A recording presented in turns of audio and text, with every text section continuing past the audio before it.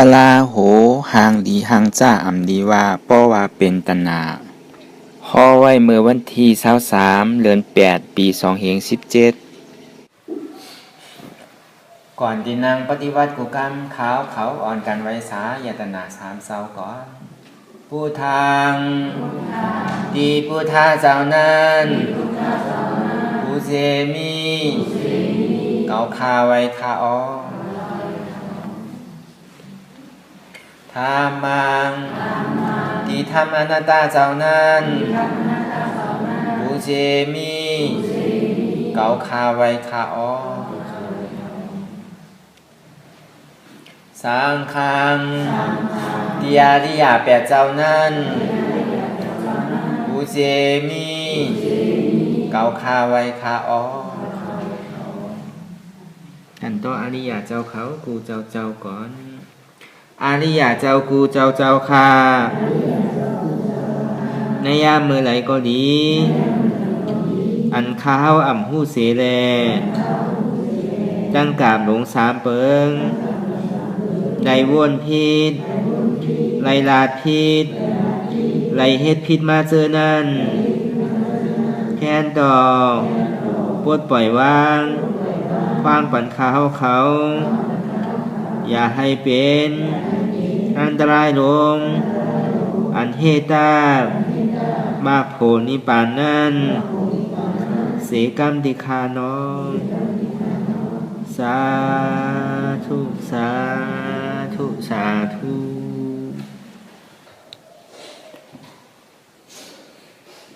รายการนางอนัตตาวิปัสสนาภาวนาหาหันยอดธรรมอนัตตาในอ่อนตางสูตรในเฮานางไข่กุดขากว่าทับต่างขาซ้ายก็ไหลอันนั้นขาซ้ายทับต่างขาขวาก็ไหลต่างกันมันสูงว่าเย้าไหนไหวตัวเขาซื่ออย่าไปเค้งป้นน่ะเย้าก็อย่าไปหย่อนย่านป้นที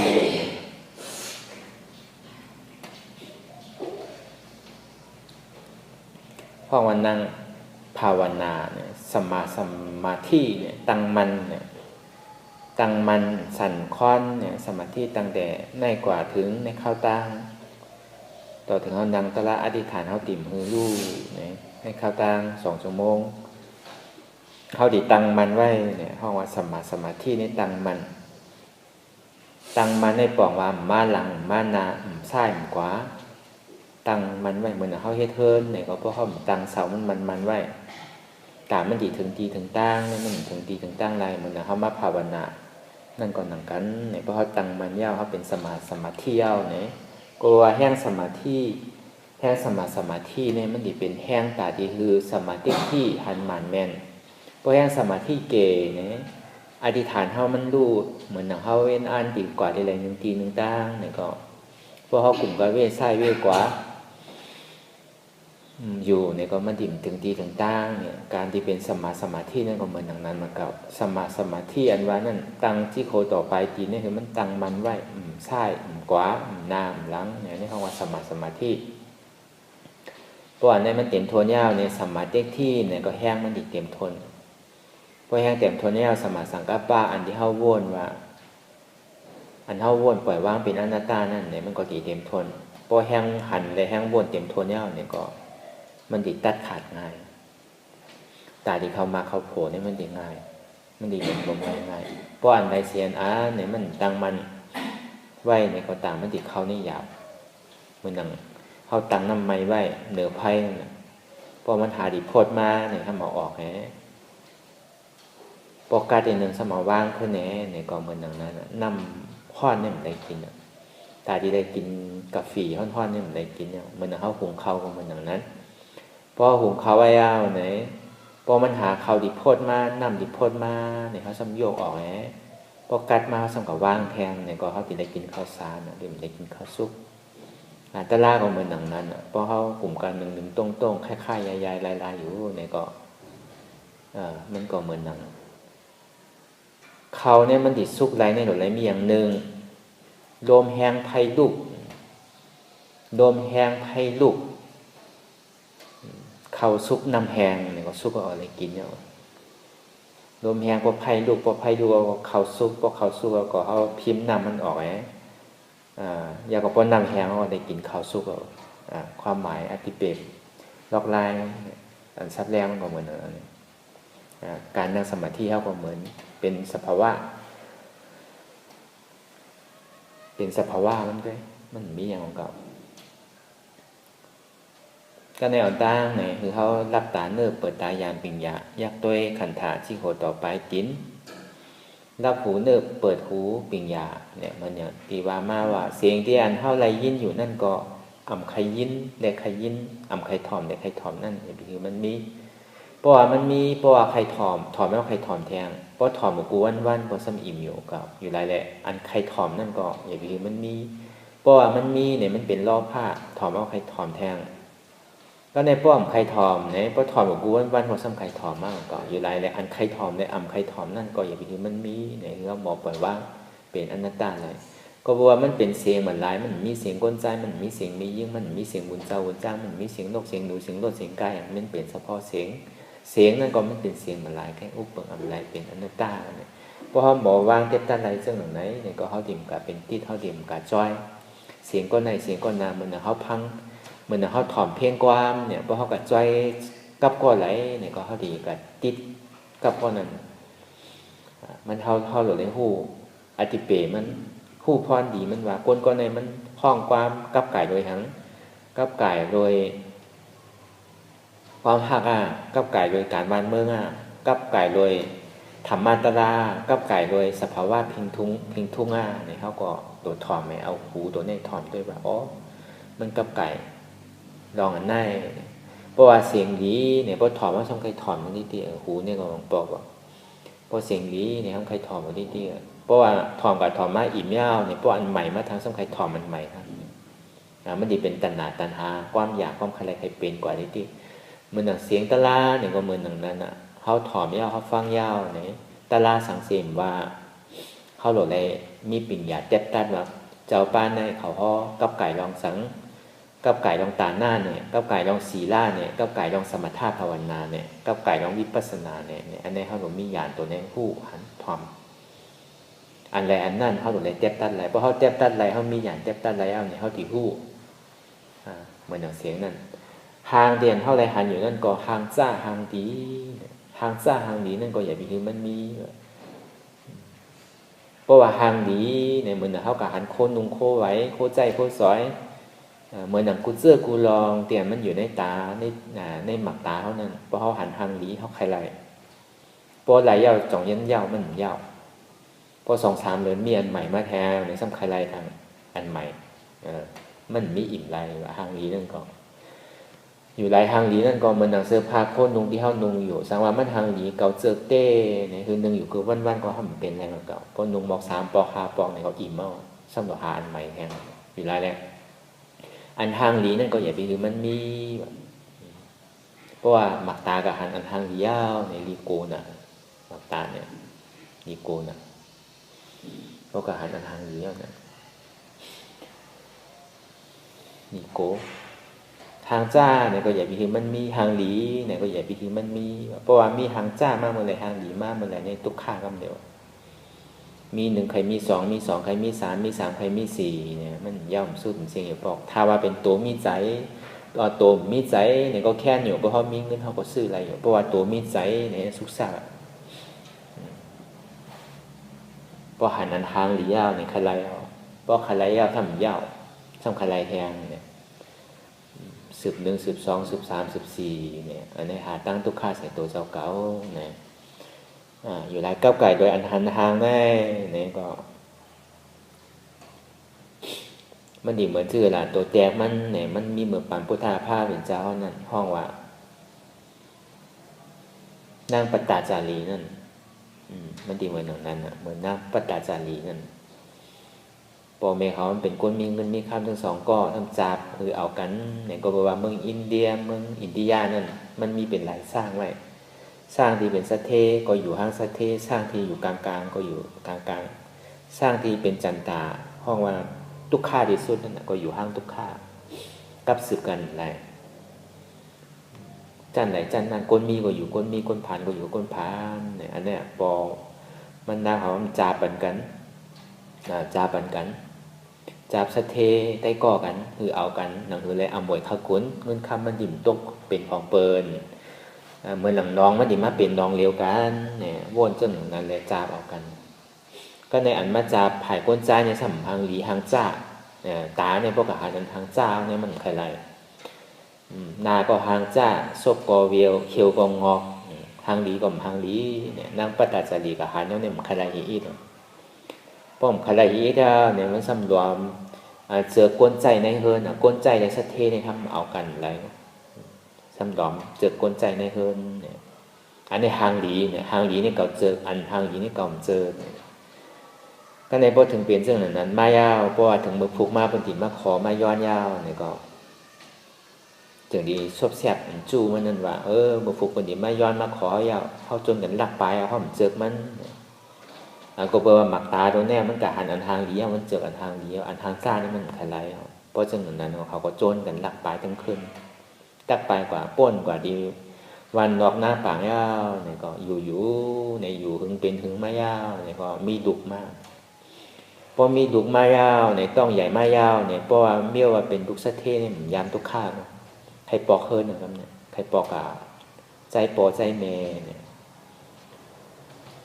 ปอกใจปอใจเมโผงสมามันลายเขารักกันมาที่ไหนเนี่ยปอเมหู้เนี่ยเขาดีป้อเขาดีแยบเขาดีค้าเขาตายเมื่อไหร่เขามีดูก่อนคือมันเกิดออกมาเกินเขาก่อยเมื่อเนี่ยเมมันก็ซ้ำถ่อมกันมันแล้วก็เกิดดูออกมาตัวเตะอะไรมาขบปลายยาวเนี่ยซ้ำจับต้องทางพอจับต้องทางยาวเนี่ยก็วนคุกใจอะไรตั้งหลังตั้งเฮินทางก็เพราะว่าเป็นลูกสะเทนตั้งตุกข้าเนี่ยสำดีไม่อยู่เนี่ยมาเฮ็ดมาหากินเนี่ยก็มันก็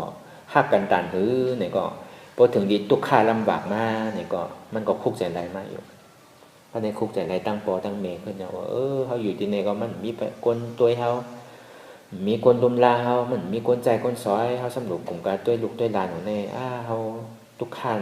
เขาติดปอกเมื่อยเนี่ยโผงก็หาคือมันเกิดกันในพอเกิดแล้วก็พอลูกอ่อนใหญ่ทางอินก็เขาติหักลูกอ่อนเยอะเพราะเขาใหญ่ทางอินก็เขาก็เมื่อหาว่าซึ่งเหมือนที่เมมันก่อมถอมว่าเอาป้าลูกอ่อนมาเนี่ยก็ป้าตอนก็กาปลายถึงลาแรงจำตามวันติโต๊ะผลทำโต๊ะผ้าโต๊ะผลแรงผ้าก็ตกผลก็แห้งเนี่ยรวมก็แห้งเนี่ยเป็นเช่นนั้นเนี่ยโผงมาที่เฮิร์นเนี่ยหันเมฆมันยาวเนี่ยก็มันวนชื่อก็เมฆเขาเนี่ยตีปอกกว่าชื่อก็มันติดหลักปลายปอกกับเฮิร์นยาวเนี่ยจึงดีลืมกว่าตัวกับขึ้นอยู่ในป่าเมฆมันก็ยังตึกต้องเจ็บอะไรเกิดลูกกินในป่านั่นเกิดลูกไม้ยาวเนี่ยก็เมื่อว่าคนยิงในป้อเกิดลูกมาในเนื้อเลือดตึกใหม่อยู่กัดสุกหานำมาปั่นเขาพองยังก็กัดตัดไม้ตัดหลัวมาคือเขาอ่อมไผ่พองเขาคัดหนาก็ในโผมันถึงที่กัดตั้งนำมาปั่นมันกินยาวก็ในห้ามกัดตัดไม้แหงที่มีอยู่ในจุ่มปกพอกัดตัดยาวในงูซ้ำอยู่ในจุ่มปกในสามารถซักปั่นโผมันตายแบบที่จุ่มปกมันก็ในมันก็ไปอยู่ถึงขึ้นก่อมพันก็ในถึงเมืองแรงมาเนี่ยมันกัดตัวโผก็ในตายรู้วิปากกาโวสุก็ได้มาขันในนะวะไหนก็สุก็กะหั่งดีของสุล้อมันก็ขึ้นเอาไม่เอาสังตาผมไว้ยาวก่อนมันก็ซ้ำขึ้นปอกเขาติดปอกหาปอหาอูหาเมหาปีหานอกเขาขึ้นยาวเนี่ยก็มันก็เอาลูกมัน2 เกาะเมื่อขึ้นในทำน้ำซ้ำผลซ้ำตกนั่นผลตกผ้ารวมแหงนั่นน้ำซ้ำนองอะไรนั่นมันซ้ำติดขามน้ำเพราะมันขามน้ำมามันติเอาถึง2 เกาะขามเนี่ยเหมือนไรทางกล้องปีไอซ้ำอยู่ตั้งพังนึงหรือไปไว้เมซ้ำเอาก้อนน่องนั่นเบียกตีคอไว้ก็ในพอเบียกค้ำน้ำกว่ายาวในนกคุ้งลงให้มาหันนกเหยี่ยวนกคุ้งลงนกอันบอกกินก้นพอมาหันยาวเนี่ยก็ไม่บินมาเอาลูกก็อ่อนเหมือนกันพอเอาลูกก็อ่อนกว่ายาวในนั่งประตาสลีก็ห้องเอาลูกเก่ามาเนี่ยห้องใส่นกนั่นก็ห้องเสนลงหน้าเนี่ยก็ปีซ้ำหูทั้งเป็นลูกอ่อนอยู่ก็โดนอาศัยอะไรปีปลาย2 ปีนี่เนี่ยซ้ำถังวันเมห้องเนี่ยเพราะถังวันเมห้องเนี่ยก็พวกคามนำมากกว่านำสมเอาไหลกว่าตายไปทั้ง2 กอพี่น้องก็เนี่ยมันก่อนจังเฮ็ดสิคือโผก็ตายลูกก็ตายเนี่ยก็จะนิยามปอกมา มาจำหิมวานเตียนมันอยู่เอาเนี่ยก็กำในคนจังนี้มันจังนี้มาถามคนวานอันนี้สู่เฮ็ดซะเนี่ยอ๋อเมื่อว่าน้ำนองผลแห้งรวมแห้งมาแล้วเนี่ยเป็นเฮือนสัตเทก็ในเนี่ยมันวานเขามันโดดมันปังก่อยาวเนี่ยสัตเทก็ตายนายสัตเทก็ตายลูกเขาก็ตายเนี่ยเพราะว่ามันได้ยินเรื่องนั้นยาวเนี่ยก็ตกใจเนี่ยหย่องก็เหมือนเป็นก้นหย่องเป็นก้นหย่องนางประจักษ์จะดีนั่นลูกเก๋าเนี่ยลูกเก๋าเนี่ยโผเก๋าเนี่ยบอเก๋าแม่เก๋าปีอายเก๋าเนี่ยหย่องเนี่ยโดนป่วยกับมันหมดเสื้อผ้าผมนุ่งอ่ะเพราะหัวใจพึ่งเนี่ยก็หย่องแป๊ดเอาเป็นก้นหย่องย่างกว่าดีๆกันเนี่ยเมื่อขิงนั่นพุทธาภาเป็นเจ้ายังตึกคอตราอยู่ดีจ้องวิรุวันเนี่ยยังตึกคอปั่นกลางวดิสัตตั้งบนตั้งเสียงอยู่เนี่ยมันก็ยางเข้ากันในกลางเกณฑ์นั่นน่ะก็ในกวนบรรทานยาวเนี่ยก็เป็นลืบมันน่ะก็เนี่ยอียองมันกะไกลๆไม่อยู่เป็นมาพระเป็นเจ้าอยู่ที่ไหนแน่ก็ในพระเป็นเจ้าจังได้สู้หันมาอ๋อนางปตาจะดีแล้วนายเนี่ยมันจังได้ว่าพระเป็นเจ้าจังได้ห้องมองว่าลูกเก๋าเนี่ยลูกยิงเก๋าเนี่ยเพราะว่ามันได้ถอดมันลูกยิงเก๋าเนี่ยก็ในโลกกำผาในลุมผ้าเนี่ยยังมีก้นห้องก็เป็นดูกผ้าในเนี่ยมันตื่นมากันเนี่ยอันว่าโผเก๋านั่นก็อันว่าลูกอันว่าโผเก๋านั่นก็มันอ่ำใจโผเก๋าเนี่ยอันว่าลูกเก๋านั่นก็มันใจลูกเก๋าอันว่าเมอันว่าปอเขานั่นก็มันใจปอเก๋าอ่ำใจเมเก๋าอ่ำใจปีอายเก๋าพระเป็นเจ้ามันใจของเก่าสิอันนางปตาจารีเนี่ยเพราะว่ามันได้ยินถอมชื่อในว่ามันใจลูกเก๋าใจโผเก๋าใจปอเมเก่าใจปีอายเก่าเนี่ยก็นางปตาจารีเนี่ยเอาศรัทธายุ่มย้ำไม่ได้ตัดแปลวิจิกิสาเพราะวิจิกิสาขาดตัวกว่ายาวเนี่ยก็อัตตาที่อันมายุ่มย้ำมาเป็นเก่าก็ตัดขาดก่อนเพราะตัดขาดขาเอาเนี่ยก็เป็นซอดับปฏิมาซอดับปฏิโพกว่าเนี่ยเป็นอริยากว่าก็ในพอเป็นอริยาเอาก็อันมันหย่องในหายมันหย่องเอาพอเป็นเช่นนั้นมันจะมีกลมลงก็ในอันจ้ากลตลาเป็นกลใจจังนั้นเป็นที่มีผาป้ายโหป้ายว่ามันก็เอามาปั่นคือมันโปกมันก็ฮู้อ่านมาเป็นอริยาแล้วก็ในมันจึงที่เขามาหาพระเป็นเจ้ามาขอบวชในศาสนาพุทธคัมพระเป็นเจ้าพระเป็นเจ้าก็จึงที่ส่งกว่าที่เมหน้าก็ตมีอันที่เป็นภิกษุณีนั่นส่งกันพอส่งกับเนี่ยก็เป็นไตภายในสิมตึกติกับเป็นภิกษุณีในสิมเยาก็กะหันสภาวะไฟนั่นตัวไฟตัวหันไฟเอาเนี่ยก็เพราะมือกับยาบซ้ำห้อนอันห้อนนี่เป็นถาดไฟเนี่ยอันที่มันรวมลูกอยู่นั่นไพ่ที่มันลูกรวมที่มันพัดมานั่นคือไพ่ลูกนั่นอันนั้นเป็นถาดลมเนี่ยอันแก่นอันเตี้ยนแก่นไว้นั่นอันนั้นเป็นถาดลิ้นเนี่ยอันมันจับยายอยู่นั่นเนี่ยมันเป็นสภาวะธาตุน้ำเนี่ยวนสภาวะธาตุดินน้ำลมไพ่สี่ตัวเนี่ยพอวนสภาวะธาตุดินน้ำไพ่ลมสี่ตัวเนี่ยก็เป็นยาหันตากรรมเดียวตัดกรรมเดียวกัน3 บาทอยู่หลายเลยตลาพระเป็นเจ้าอันว่านั่นเพราะว่าสันเทมเกิดป้ามาเนี่ยแต่ก็มอไรมาหมอไรโผล่อยู่กวนหย่องก็ยังคายหย่องอันนี้เป็นนั่งประกาศสันอยู่หลายเลยตาของเขาเนี่ยก็ดีโกอยู่เพราะเขาหมอตัวเนี่ยก็สังเป็นเพศไพ่ย้อนมันสองที่ว่าอันนี้เอาลองเหตุหักอันนี้เลยมาบอกมันเล่ากันคือเป็นแห้งใจตาอันเข้ามาปฏิบัติกันนั่นมันมีที่เปลี่ยนมันมัวๆอยู่บากับขายโดยเสียงโดยหางโดยหูหลังเนี่ยก็มันมีอธิเปรพรดีมัวๆอยู่เพราะเขาเอาหมอวนหมอใจหมอไข่ตัวเนี่ยก็มันนั่งอายเนี่ยก็อายหอมในอายเมนั่นก็อย่าไปคิดมันก็เป็นเฉพาะอายเหมือนหลายแก่เหมือนหนังเมื่อเจ้าเพราะว่ามันมีหางเนี่ยเพราะว่ามันมีหางมาหลายเนี่ยก็ยาวเพราะว่ามันมีหางจ้าหางหลีเนี่ยก็มันก็ยาวมันก็เป็นตัณหาเป็นตัณหาใครไรใครเป็นก็เพราะว่ามันกับว่าหางดีหางจ้าก็ยังการดีเลยมันยากเหมือนพุทธาภาเป็นเจ้าเขาป้องใจได้ก่อนที่เป็นก้นหย่องกัน คัดการในมันยาพระเป็นเจ้าเนี่ยเป็นก้นดีกว่าแล้วก็ไหว้เสนั้นมาเนี่ยก็เป็นก้อต่างโตอันคอตะลากัดแขนก้อนหนึ่งเป็นสาวกาของพระเป็นเจ้าเขาก้อนหนึ่งเป็นก้อนคอตะลากัดแขนเลยเปิดหนึ่งก้นยิงก็พระเป็นเจ้ายงยองปันนั่งประกาศสาดีอยู่หลังของที่กลัวหังมาเมี้ยวก็พอตัวยาหอมหมอปอนี่ก็มันหนังอายก็เหมือนกันอ่ะอายความอายเหม็นอายความนั่นก็อย่าไปคือมันมีอันความนั่นอย่าไปคือมันมีอันเหม็นนั่นก็อย่าไปคือมันมีมันเป็นเฉพาะอายแค่เนี่ยว่าเหมือนหนังน้ำหอมเนี่ยพอเขาเจอน้ำหอมกินอันไรเนี่ยก็เขาว่าหอมนะเพราะน้ำหอมเมืองบ้านเนี่ยหอมน้ำหอมเมืองไทยเพราะน้ำหอมเพราะใจน้ำหอมเมืองไทยเสียงเขาทำกระใจน้ำหอมเมืองนอกน้ำหอมนี่ก็มาปอกคุ้นหลังเขาป้อมหมอล้มนี่ก็จังเป็นเพศพยอนมันอยู่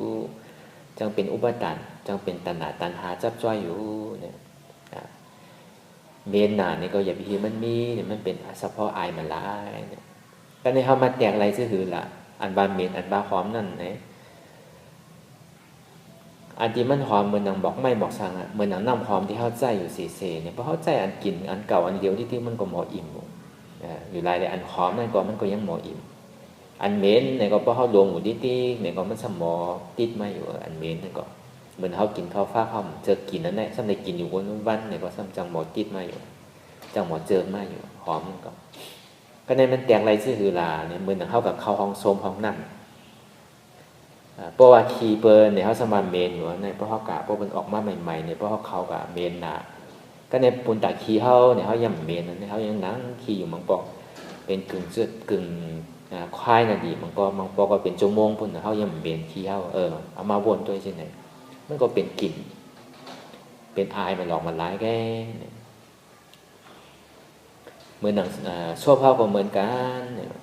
อันวานน่ะอ่ำวานเนี่ยอย่าไปคือมันมีแบบเพราะว่าวานน่ะในที่เขากินอยู่กูวันเขาก็อิ่มมาเก่าเตียนเขาเจอนั่นอ่ำวานเนี่ยก็พวกคึกกินแต่พอมันก็เจอมากเลยมาเก่าของกินนั่นก็เขาสิได้ไว้ซื่อๆล่ะโชว์เผานั่นก็กินเบอร์โลอยู่ใจอยู่เบอร์โลกินเบอร์โลเอาคันเท้าอยู่ก็กินน้ำก็ฮีน้ำกินเกลียวฮีเกลกินเข้ากับในต้องก็มันมีอย่างเข้าใส่ตั้งเหนือลงตั้งไตเนี่ยเขาวนบ้างมันอย่างไรเอาตาตะลาตัวไหนอะไรตัวจอมเพราะเขาเชื่อนั้นเนี่ยเขาตีอยู่ลมๆง่ายๆเขาเหตุการตะลาเขาเหตุสังเนี่ยก็เขาตีหมอปล่อยว่างง่ายๆเพราะเขากับห่วงเลยอายตนะเสียงห่างอายศาสตร์โตเหมือนหนังโตเขาเนี่ยก็จิ้งโหต่อไปจีนเขาเนี่ยก็มันเป็นสะโพกของเดียนเขาโหลดต้าโหลดปีดไว้มันเป็นของดีอันดีห่างดีบวยดีจ้าพอห้อมปิดไว้ก็ไหลตัวเขาเนี่ยก็พอห้อมปิดไว้เนี่ยก็เขาก็ดีเหมือนสัตว์ทั้งหมดทั้งเสียงก็ดีเหมือนหมาเหมือนแมวเหมือนโวเหมือนไก่เหมือนเสื้อผ้าที่เขาใส่เนี่ยก็เขาก็ใส่ไว้เปิดหลบปิดไว้มันก็มีอธิเปียงหรือเขาหมอปล่อยว่างเลยเป็นอนัตตาในกับกายเลยอายตนะทั้งหมดทั้งเสียงเหมือนว่าเสียงที่เขาเลยยินอยู่นั่นก็ยินกว่ามันเป็นเสียงแก่อย่าพีมันเป็นตัณหาอย่าพีให้มันเป็นความขยักใครใครเป็นทางเดียนเท่าอะไรหันอยู่นั่นก็ได้หันมันเป็นทางมาหลายมันมีอย่างทางดีทางจ้ามีอย่าพีมันเป็นตัณหาอย่าพีมันเป็นตัณหาอย่าพีมันใครเป็นความใครขยักใครเป็นเหมือนอย่างนั่งประตาสลีเมื่อเจ้านั่นอายผู้หลังเดียนเท่าไรรวมอยู่นั่นก็พร้อมหนาเมนหนาอย่าพีมันมีมันก็เป็นเฉพาะอายมันเขาอย่าพีมันเป็นตัณหาความขยักใครใครเป็นโซ่เพราะนั้นก็กินก่อนกินเบอร์โดยอยู่มันจะอยู่เบอร์โดยกิน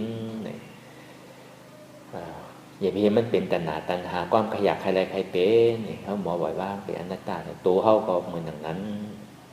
เสื้อผ้าหางดีหางจ้านั่นก็อย่าพีมันมีใส่เบอร์โดยเฮโดต้าโดกันไว้ก็นี่พีมันเป็นตัณหาอันนี้คือเขาหมอวดแยบตัดไหลอันใดเสียนั้นมันปอกเกิดขึ้นมาที่มันนอวิญญาณเขาเนี่ยก็คือเขาแยบตัดไหลอ่อนตั้งเมื่อห้อมไปหันเจี๊ยบห้อมไปหันตุกข้าห้อมไปหันตราเดินนั่นในตัวลมถอยใจอ่อนตั้งก่อนเขาเกิดออกตายเป็นรูป้องผมว่าเกิดแวบป้องว่าตายป้องเกิดแวบตายลมถอยใจของเขาสั่งว่าเขาถอยใจเขาย่ออ่ำขึ้นถอยใจออกตายถอยใจออกแล้วซ้ำขึ้นถอยใจเขาตายเนี่ยอธิเปรพรอธิเปรป้องว่าเสมอนั้นก็ในพอเขามันนั่งอยู่ที่ไหนเอาใจเขามันติพ่งปิวตัวเขาได้อยู่ที่ไหนใจเขาเนี่ยก็อยู่ที่เฮิร์นอยู่ บางปอก็อยู่ตองกี้บางปอก็อยู่มันเตเลบางปอก็อยู่ยันกุงบางปอก็อยู่เมืองไทยใจตัวนี้มันปิ้วแห้งน่ะเอากับซอแทบไว้เป็นล้านผมไรมันปิ้วกว่าที่ครับเพราะว่ามันปิ้วกว่ายาวเนี่ยมันเก่าอยู่หลายเมืองไทยในเมืองไทยมีเมืองบานมีเฮิร์นเฮามีอันมีอยู่เมืองเดียวอันที่ตัวเขานั่งอยู่ที่ทำไมหลงเนี่ยอันนี้มีเตะเพราะว่าปัจจุบันอันที่มันเกิดขึ้นดีที่โคต่อไปตีนเนี่ยอันนี้เป็นของเตะอันที่เขาวนนี่มันจะอันเตะนะคือเขาเทียบกันซึ่งอันไหนเนี่ยการนำน้ำเนี่ยมันดีวนลองดีป่วนมากเมื่อกังในเจ้าเมื่อว่าวงดีป่วนมากเหลืองดีป่วนมากปีดีป่วนมากเอามาเป็นตุกข้าวนี่ดีซ้ำดีแล้วไว้ว่างใจที่คือล่ะนั่นคือเนี่ยมันติ่มบ้วนแห้งเนี่ยเหมือนเขาถมน้ำลายตกดินเขาซ้ำดีเก็บกินขึ้นอยู่เนี่ยของดีมันยาวกว่ายาวเนี่ยเขาอย่าไปเอามาเป็นตุกข้าคือเขาแทบตัดซึ่งอันไหนก็เนี่ยมันยังวนอยู่ยังเจนจางกว่าอยู่ที่เนี่ยเหมือนเขาขี้เขาเยียวเขาตกใส่ทางเอาเนี่ยเขาซ้ำดีกับเก็บมากินขึ้นอยู่ป้มกินไรเนี่ยก็ซ้ำปอกขึ้นมาอยู่กับปัจจุบันที่สภาวะอันไหนใจที่อันไหนมันปอกเกิดขึ้นมาเนี่ยเขาเจ็บตัดไรก็ในซ้ำป้มวนลองหนึ่งซ้ำกับวนลองหนึ่งครับเนี่ยป้ลองหนึ่งยาวซ้ำกับวนลองหนึ่งป้วนลองผัวกับวนลองเมย์วนลองเมียกับวนลองลูกวนลองรัวกับวนลองหลานลองหอลองเฮิร์นลองปีลองน้องลองปอลองแม่ลองไฮลองโซนลองหน้าลองแสงลองลดลองกากูเจอกูลองวนกว่าที่เตี้ยครับเนี่ยพอวนกว่าที่ตีที่ได้ไว้ใจเจ็บตัดเหมือนหนังคือละเหมือนหนังเฮายางตั้งขึ้นลอยตัวเจ้าเก่าตัวเดียวก็เพราะยางยาวเพราะยางข้าวตั้งไก่เนี่ยในข้าวตั้งชั่วโมง2 ชั่วโมงเนี่ยตัวเจ้าเก่าเขาบอกให้เอาตัวมันลอยแล้วก็ในพอเขากับซ้ำกับวนลองเปิดมาทางเหมือนหนังซื่อคือละเหมือนหนังเขายางตั้งขึ้นลอยแล้วก็เอามาหินเตียงไว้1 หวยพวกกับวนลองดูเตียง1 หวยกับวนลองโพเตียง2 หวยกับวนลองปอเตียง3 หวยวนลองเมเตียง3ยิงวนลองหลายอันเนี่ยก็เตียงอยู่ตั้งเนื้อเขาที่ติตั้งหลังเขาที่มันนักหรือสินั้นก็ในซ้ำคืนก็คืนร้อยทางเอามาหินแต่เตียงขึ้นทั้งที่เนี่ยป้อนนักก็ว่างไปเลยมันเป็นของนักตัวเขายังเอารอดเนี่ยเขาว่างแบบอันนี้เป็นลายเจ็บตัดก็ในตั้งหลังมันบ้วนยาวก็ในกับวนลองตั้งนาเนี่ยเมื่อฟุกตีเปลี่ยนซื้อตีเฮ็ดสังกินเมื่อฟุกตีการไหลตีเฮ็ดสังตีซื่อสังเนี่ยกับบ้วนยาวเนี่ยตัวได้อยู่ที่ไหนเมื่อคือตีเฮ็ดสังวงนาตีเฮ็ดสังเรือนนาตีเฮ็ดสังปีนาตีเฮ็ดสังจานนาสันตีเฮ็ดสังหย่องกับถึงจานนาเพิ่นซ้ำเหมือนหนังคือแหละเพราะวนตั้งนานั่นเหมือนเขานอนรับตื่นมาก็มีอย่างอาปลามีอย่างที่อันเขาวนลองตั้งนานั่นมันมีอาทิเปรพ่อนี่อย่างซ้ำปอกขึ้นมาอยู่กับปัจจุบันที่อันเหตุการณ์อยู่หลายแน่การตั้งนาที่มันไปถึงเดือนนั้นเนี่ยมีวนกวนเขาเพราะอายุใครซาอายุอาสาใครยืนยาวใครห่างดีใครอยู่ดีเสียเนี่ยอย่าไปเอาลองตั้งหลังมาวนคือเป็นทุกข์อย่าไปกับวนลองตั้งนาเอามาเป็นทุกข์อีสังก็ยาวที่เขาเฮ็ดพิษมาทั้งหมดทั้งเสียงมันลืมแบบหมดของมันยาวก็ยาวเพราะห้อมกับพิษเตอร์อันนั้นตระยะกรรมหาเปิงในแต่ก็ห้อมดีกูเขาจะเฮ็ดพิษสังกาก็ยาวเหมือนอังคุลิมานเนี่ยมันแหมก้นเป็นเฮงไปมันก็ยังไรมากเลยโกอยู่อยู่หลายคลองที่เขาได้เฮ็ดสังกาก็ยาวลองตั้งหลังป้วนก็ป้วนก็ยาวอยู่หลายคลองเก่าคลองสังเฮาอย่าไปเอามาวนเป็นตุกข้าปล่อยแปดลืมแปดหมดก่อนเมื่อเหลียวตั้งแต่จี้โคต่อไปตีนเฮาในเฮาดูปันสมาสัมพุทธาดูปันธรรมะอนัตตาดูปันอริยเจ้าเขากูเจ้ายาวเนี่ยตัวเฮาใจเฮายาวใจเฮากับใจของเฮายาวเฮามีผัวเฮามีเมียเฮามีลูกเฮามีปีมีน้องอันอยู่กับตัวกับใจเฮาในเฮามีตลาดเลยเฮามีธรรมเลยเฮามีอนัตตาเลยมันมีอย่างเพราะเฮาตึงมีอยู่เนี่ยเป็นอัตตายังตึงเป็นเก่านี่อันนี้คือเขาเจ็บตัดไว้ใจหาฐานที่ไหนเนี่ยเจ็บตัดกว่าอะไรกันเดียวอันนี้กำนำมันดีเป็นซึ่งนั้นก็ในเขามันนั่งรับตาหายาวในเพราะเขาหายาวในเขาหลุดเลยหันสังละเอาหมักตาสมาธิที่เป็นก้อหันเอาหมักตาสมาสังกัปป้าเป็นก้อว่นหมักตาสมาธิที่ในหันสังหันอันเตสมาสังกัปป้าว่นสังว่นอันเตมี2 เปิงท่านดีเลยหาดีเลยละหาตั้งแต่จิ๊กโหต่อไปตีนเท่าเนี่ยนั่งรับตาหาตัวดีๆว่ามันมีอย่างหันน้ำหันในลูกธาตุเนี่ยมันท่องว่าลูกธาตุก็ใจกายอนุปัสสนาสติปัฏฐานก็ใจลูกปักขันธาปิตุขาก็ใจเป็นตัวเดียวกันหมดเข้ามายอแก็บเอาว่าเป็นลูกธาตุ จิโกต่อไปถึงก็บ่สังว่ามันเป็นรูปธาตุล่ะมันมีสภาวะธาตุดินน้ำไฟลมอยู่เสียๆให้ทางสร้างปองอยู่มันให้ทางสร้างปองของมันอยู่มีซึ่งหนังอือหลาเนี่ยมันมีเจ็บมีแกนต้งตอดเน้นเน็ดซานซานสั่นไหวคมไต่ห้อนไหมกัดหนาวนักเว้าอ่อนแข็งสู้ตุ่มจับยายจืมหยอดอันนี้ห้องว่ารูปธาตุสภาวะธาตุดินน้ำลมไฟมีกุก็จงที่ห้องว่าเป็นทุกขาเสจจะทุกขาที่อันมันมีเต้เนี่ยว่าทุกขาเสจจะนั่นพระราเป็นเจ้าว่าอันนี้เป็นเสจจะเป็นพระเป็นเจ้าว่าเสจจะสีป้าเสจจะสีป้านั่นพอมาปองเป็นความใต้เฮาเนี่ยเป็นทุกขาเสจจะที่เป็นสภาวะรูปธาตุที่ให้ทางสร้างปองอยู่ห้องว่าสภาวะธาตุดินน้ำลมไฟอันเจ็บแกนตรงตอดเนี่ยสั่นไหวความแต่ไม้กัดอ่อนแขนสู้ตุ่มจับยายจึมหยอดนั่นพอดีไม่ยอแกบเต้ๆเนี่ยก็หันเจ็บเปิงเหลียวไปหันเจ็บอย่าบีกับจอมเจ็บอย่าบีกับสั่งเจ็บก็บอกว่าเจ็บนั้นมันเป็นการของมันอยู่ยาวมันให้ทางสร้างปองเรียกลายค่ายอยู่ยาวก็บอกว่าทัดหินน้ำลมไฟในอันไหลมันดิปอกมองปอกก็ทัดลมปอกมองปอกก็ทัดไฟปอกอันหันง่ายแบบนี้ทัดลมเป็นทัดไฟอันเจ็บแกนเน็ตซานอันนี้เป็นทัดลมทัดไฟอันห้อนแสบหือบ่แตกหือบ่เย็นเนี่ยอันนี้เป็นทัดไฟอันนี้หันง่ายแบบนี้จองดีว่ามันใครปอดเนี่ยมันปอดมันเป็นสังขาราสภาวะธาตุดินน้ำลมไฟเนี่ยมันแหลกลายค่ายอยู่ติ๊กๆมันปึงอิงเนื้อกันอยู่หลายเลยเฮาสัมติกับจอมมันเนี่ยมันหลายมันเป็นทุกขาเสจจะเฮาสัมติได้หาซื่อๆล่ะโดยเลยซาวหาเหตุหักเงาอจ้องทุกขาหลงในเหตุทางเราอจ้องทุกขาหลงเนี่ยมันมีดินนามธาตุ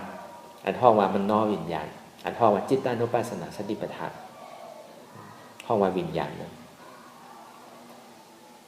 อยู่หลายปปนวาเสือเนี่ยอย่าไปโกว่าไล่เสือนั่นอย่าไปกับโกไล่เสือว่าทุกข้าใช้จ่ายนั่นก็เหมือนเสือกันเหมือนกับว่าเป็นไล่เสืออันถูกตีโกมันเต้ๆแน่เป็นง่ามันเขียวง่าในเรียบมันอันมันจะเอาให้ถึงก้นเจ็บก้นตายนะเขาโดดชาวหาเหตุหักเงาอจ้องทุกข้าหลงเหตุหักเงาอจ้องทุกข้าหลงเนี่ยมันเหมือนหนังง่าเสือเขียวง่าเสือและเรียบเสือมันมีสื่อแหละมันมีดีมันนอวิญญาณนามธาตุดีใจอันเท่าคู่นั่นนะดีใจอันเท่าคู่ว่าเจ็บทุกข้าเนี่ยมันมีดีไหลเต้ๆเหมือนหนังมันกับปอดตีขาเนี่ยเขาลองว่นอยากเข้าตัวก่อนดีๆจ่องมันมีตีขามันอย่างนี้มันมีดีใจจริงๆมีดีมันนอวิญญาณเหมือนหนังรูปขันเท้าเนี่ยก็เข้ามาอาศัยปึงอิงโจข้าวเพราะอายุอาศักเสียงกว่ายาวในขันฐานนี่ก็ซ้ำดีในปล่อยแปดซ้ำหลกับเกิดใหม่ขึ้นเฮิร์นเต้เฮาวานเต้เฮามันอยู่ตั้งใจจริงๆอยู่อภัยสิภูมิตัวกว่าตั้งใจจริงๆอย่าเหตุทางเราอจ้องทุกข้าตรงนั้นห้องวันนามธาตุห้องวันนามธาตุห้องวันอันใจคู่พอบันวาสังมาห้องใจดีเข้าใจจ้าเยาก็เข้าวนเข้ามาเป็นทุกข้าอันโตนั่นอ่ะอันนั้นอ่ะเป็นห้องวันใจคู่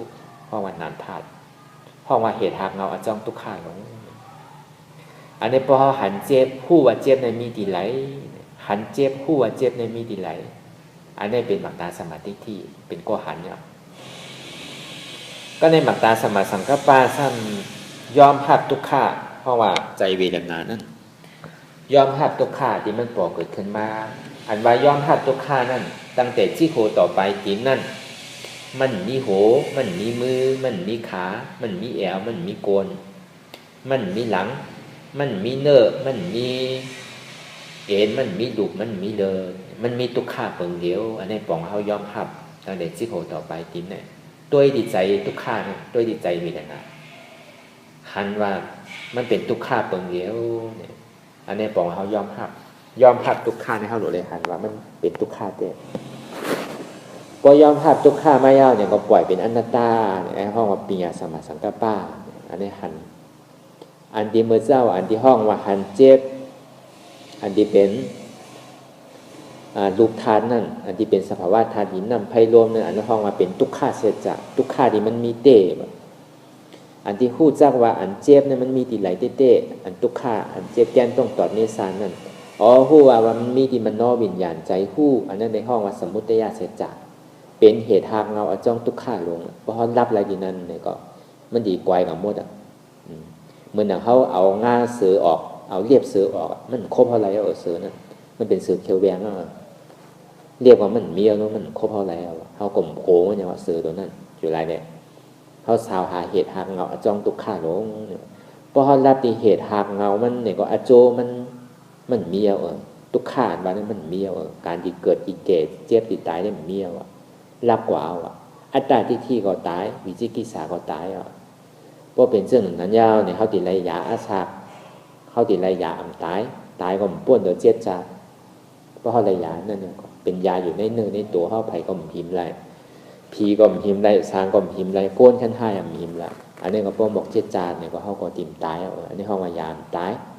เพราะไรแสงก็เหมือนอย่างแสงกึ่งเมืองใจคือก็หมอเสียงอันนี้กำแน่อันตีใจเวทนาใจอันย่อมภาพว่าทุกข้านั่นตั้งแต่ที่โคต่อไปตีนเป็นทุกข้ามโมดเนี่ยอันนี้ห้องว่ามักกะสัจจะมากเตียนมีเตเนี่ยเพราะว่าก่อนตายเขานั้นหมักไม่อันที่มีเตเนี่ยเป็นเหตุหากเงาอจองสุขข้าเนี่ยพอเขายอมรับทุกข้าเนี่ยมันเป็นเหตุหากเงาอจองสุขข้าครับเนี่ยพอเขายอมรับทุกข้ายาวเนี่ยเขาปล่อยว่างเป็นอนัตตาเนี่ยก็อันเขาปล่อยว่างเป็นอนัตตาเนี่ยห้องว่านิโรธาสัจจะอันนี้เป็นเสจสีป้าเนี่ยบ่วาขาวามากกว่าทุกข้าเสจสมุทัยเสจมักกะเสจที่ยอมรับทุกข้าวางเป็นอนัตตาว่าอ่ำใจเก่าอ่ำมีเก่าเนี่ยอันที่เขาว่าซึ่งนั้นเนี่ยเพราะเขาว่าก่อนที่มันติดเป็นอนัตตาอ่ำใจเก่าเต้เพราะอ่ำใจเก่าเต้เกิดขึ้นมาแล้วเนี่ยก็ห้องวันนี้โลธาเสจเป็นผล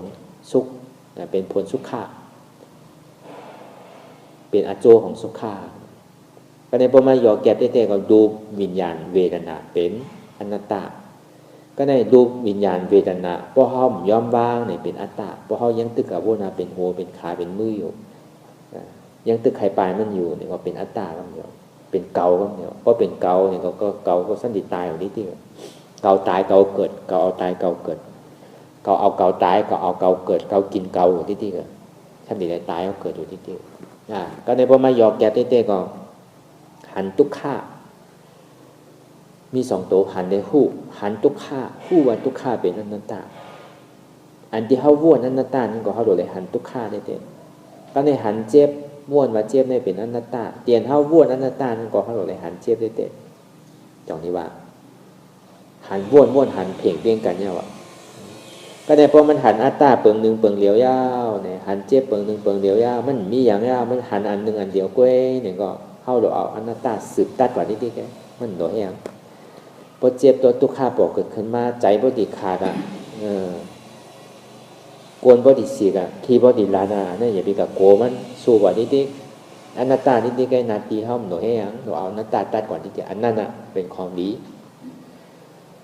ทุกข้าวันนั้นมันก็เหมือนดอกไผ่ขึ้นต้องผ้าให้มันก็เพราะมันถึงยามมันสู้เดียวมันก็ตกหนูอย่าไปกลัวมันหายทุกข้านั่นเจ็บนั่นมันถึงหาย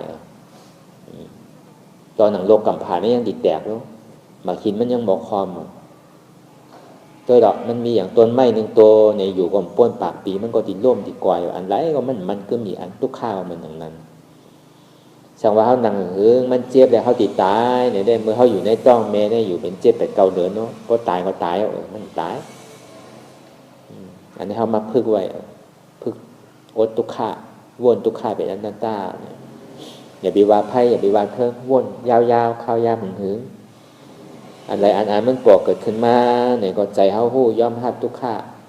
เสียงก็ดีห้างก็ดีอันใดที่มันมาตุ้มเตอห้าวแห้งหนาเนี่ยก็เฮาปอกขึ้นด้วยใจเฮาจ่องมันเป็นอัตตาจ่องว่าเก่าฮักเก่าอยู่ว่าเอาเกโตห้าคือเฮามาด้วยที่มันนอวิญญาณเฮาอย่าก็ตัดเป็นอนัตตาดีๆไว้ใจให้ท่านทหารเสียสืบการปฏิวัติกว่าคือสภาวะมันบ่สุดเสียงเก่งหายกว่าต้องอ่ำหนึ่งอ่ำค่ายอ่ำลายอ่ำพื้นอ่ำถอยหลังอ่ำเงาลับอ่ำมึนตาอย่าปัญยอมก้านใจอัตตาอันมันจี้สั่งฮือหนึ่งฮือต้องฮือค่ายฮือลายฮือพื้นฮือเงาลับฮือเปิดตาอย่าปัญยอมก้านไว้ใจหาฐานเสสืบการปฏิบัติธรรมสมาธิที่หันสัง หันสภาวะเจ็บแกนโต้งตอดเนตรสานสั่นไหวโคมไตห้อนไม้กัดหนาวนักเว้าอ่อนแข็งจู้ตุ่มจับยายจืมหยอดสภาวะดุกทาดสีเปิงเจ้านั่นอันไรเสียนอ่านปอกขึ้นมาเนี่ยคือเขาหมอวนวางเต็บตัดไหลเหมือนหนังเจ็บแกนโต้งตอดเนตรสานสั่นไหวโคมไตปอกขึ้นมาคือเขาวนวางว่าเป็นธาตุลมอุเปิงอ่ำไรอ่ำใจเก่าอนัตตาห้อนไม้กัดหนาวปอกขึ้นมาคือเขาวนว่างว่าเป็นธาตุไฟอุเปิงจี้สั่งอ่ำไรเนาะอ่ำใจเก่าอนัตตานักเว้าอ่อนแข็งปอกขึ้นมาคือเขาวนว่างว่าเป็นธาตุดินอุเปิงจี้สั่งอ่ำไรเนาะอนัตตาจู้ตุ่มซับยายจึมหยอดอันนั้นก็เป็นดูเนี่ยมันไพ่น่ะปอกเกิดขึ้นมาคือเขาวนว่างว่าเป็นธาตุน้ำอุปเปิงจี้สั่งอ่ำไรเนาะอ่ำใจเก่าอนัตตาเนี่ยคือเขาวนว่างซึ่งหนึ่งไหนก็แปลว่าจี้โหต่อไปตีนเท่าในไหนมันมีโหมีมือมีขามีก้นมีแอวมีเนื้อมีหลุมมีเอ็นไหนมันมีสะโพกธาตุดินน้ำลมไฟที่อันให้รางสร้างปองอยู่ป้อมมีธาตุดินน้ำลมไฟในตาอันคันถาเท่าที่อยู่ในมันอยู่ได้มันติดตายก็ขาดอะไรอันหนึ่งหรอกจองที่ว่ามันเป็นลอกลายตาดีแกลีดอันเมื่อเขาคลองขำนั่นอันในเปลืองหนึ่งก็ในเปลืองที่สองไหนใจก็พุ่งอยู่ไว้อยู่เวทนาก็หันเป็นหลายอันไว้หยุ่มพัวตีออกตั้งไหนเหมือนเขากังเขาพิษปากกังตั้งไว้หยุ่มพัวดีกว่าตั้งไหนก็ว่าใจเขานั่นไหนมันเหมือนหนังดิ้งแหวนกอบกิ่งหนึ่งยาวกิ่งหนึ่งหักกิ่งหนึ่งยาวกิ่งหนึ่งหักกิ่งหนึ่งยาวกิ่งหนึ่งหักเนี่ยตีละเฮ็ดซื้อหือเนี่ยเอาสติเข้ามาอยู่ที่ลมถอยใจเข้าออกก็หันนำไปมันเหมือนคนเมาเนี่ย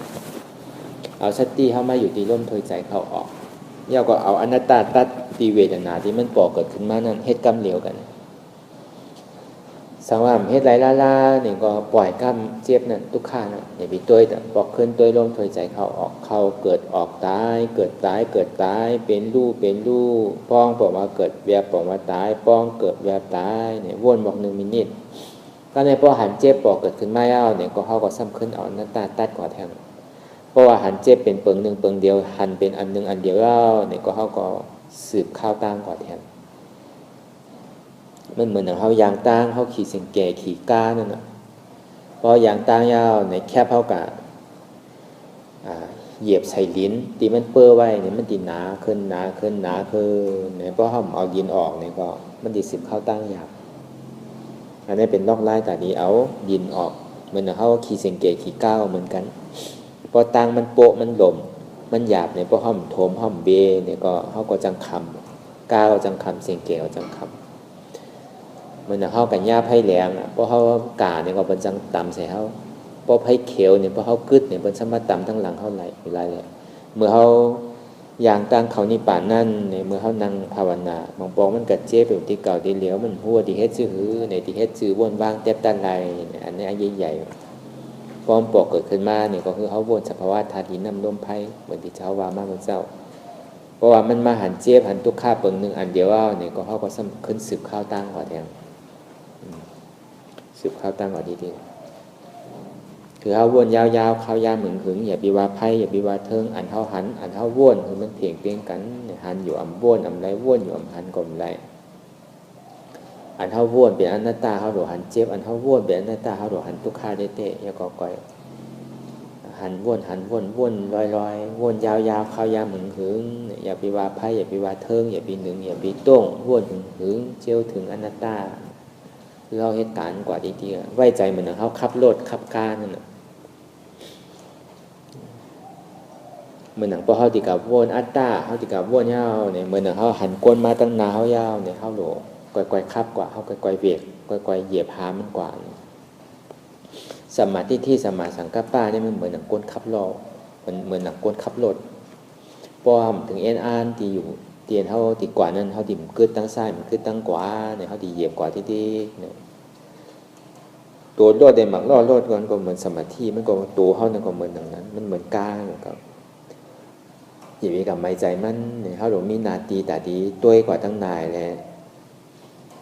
มือขอนหนึ่งหยับพงมาลัยมือขอนหนึ่งตัวต่างกว่าสมาธิที่หันแม่แนวสมาสังกัปปะว่นแม่นหันว่าเป็นทุกข้าเปิงเดียวว่นว่าทุกข้าในอันใจเก่าอนัตตาในปองว่าสมาธิที่ยังสมาสังกัปปะมันไว้ใจมันหนังก้นขับโลดป้อมถึงตีถึงตั้งก็เขาถิ่มกึดดื้อสืบคับต่อกว่าสืบยางตั้งกว่าที่ทิ้งหนึ่งอย่าไปโก้เนี่ยเจ็บมาตัดหนึ่งทุกข้ามาตัดหนึ่งก็คือเขาหมอโหมโจมภาพตอนยอมภาพทุกข้าว่างเป็นอนัตตาสองอย่าไปก้านข้าวย้ำไปถึงเตอสามอย่าไปข้านว่นที่เสียงที่เขาได้ยินอย่างที่มันมาตุ่มเติร์ใสที่ให้เขาใจสุกซีสุกซักใจหกใจให้ใจทุกข้ามันเป็นทุกข้าเปิงเดียวมดอันห้อมใครยินห้อมใครถอมอันห้อมใครว่นอันเขาว่นเมื่อไหร่ก็เป็นทุกข้ามันมาเมื่อไหร่ก็เป็นเจ็บก็เป็นทุกข้าอันนั้นทุกข้าอุปเปิงอะไรเป็นอนัตตาในปองว่าว่นเนี่ยอย่าไปคานวนอย่าไปลืมคือเขาคู่คือเขาตื่นคู่ว่าเขาเหตุการณ์สร้างในเหตุการณ์ตาดีออกมวลปนดอดในสังสารวัฏทุกข้าคือเขาคู่คือเขาตื่นอยู่กับปัจจุบันพองยามเดียวเนี่ยเอาดองตั้งหลังไม่ให้เป็นทุกข้ามบนดองตั้งน้ำมาเป็นทุกข้าอยู่กับปัจจุบันก็อยู่ในขันธะจิโคต่อไปเตียนรูปธาตุนามธาตุรูปธาตุเป็นสภาวะเจี๊ยบแกนตรงต่อเนสันนามธาตุที่เป็นเหตุหากเงาจ้องทุกข้ายอมภาพทุกข้าว่างคือเป็นอนัตตาเนี่ยคือเขาตื่นอยู่ผูกเขียงข้าวยักษ์พามาอย่าไปอายในสังน้ำไหลใครไหลใครห่างเนี่ยก็ปล่อยมันหักปล่อยมันไหลเพราะยาวเขากัดซากไหลก็ยาวแล้วผมจมภาพตอนนี้ก็วนคนใครก่อนร้อยสืบข้าวตั้งกว่าแท้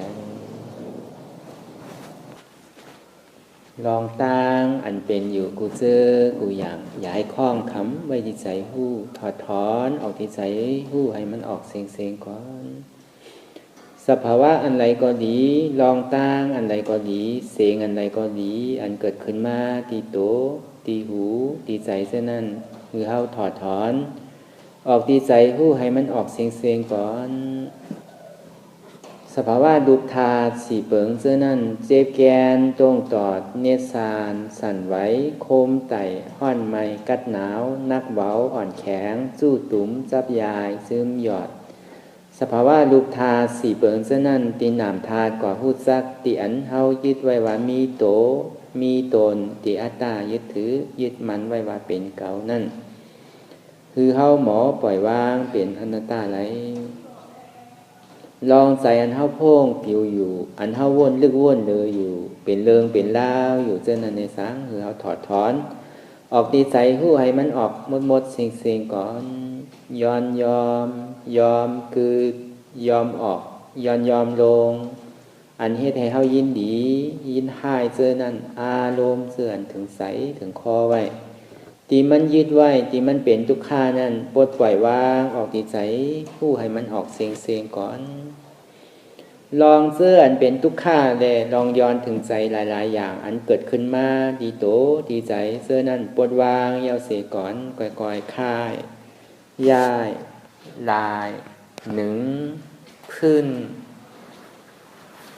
เปิดตามึนตาลอยๆ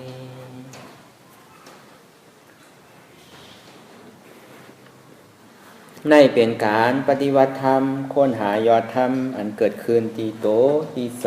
อันนั้นค้นหาเหตุหากเงาอจองทุกข้าลงนั้นต่อสืบก่อนไหนเขาติได้เพจเมตตาถึงเวเนียสัตวายตั้งหมดตั้งเสียงก่อนเนาะก็กุกลตั้งใจตั้งข้อเพจภัยถึงพ่อแม่พี่น้องสึกเคยตั้งเสียง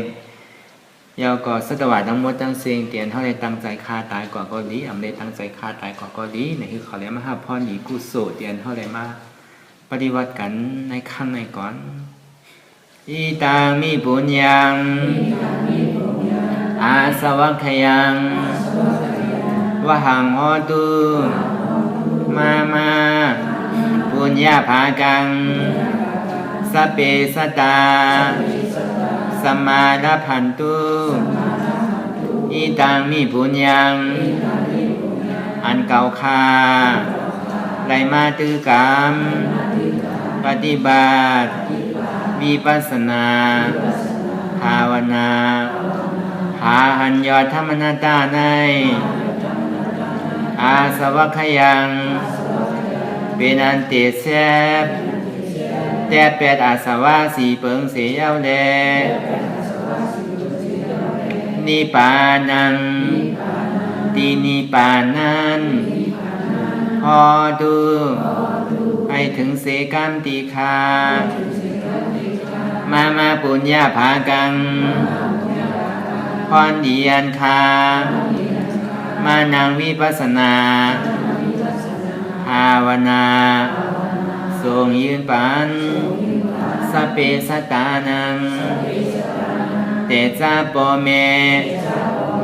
สลาญาติกาตึนเคเจอใครใจก็แล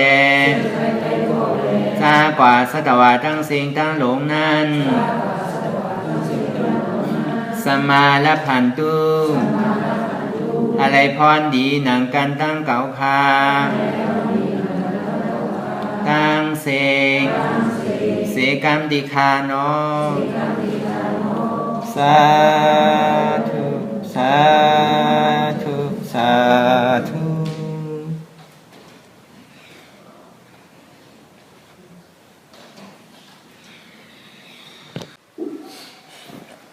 ก่อนที่นางปฏิวัติกุกรรมเขาอ่อนกันไว้สายตนาสามเศร้าก่อน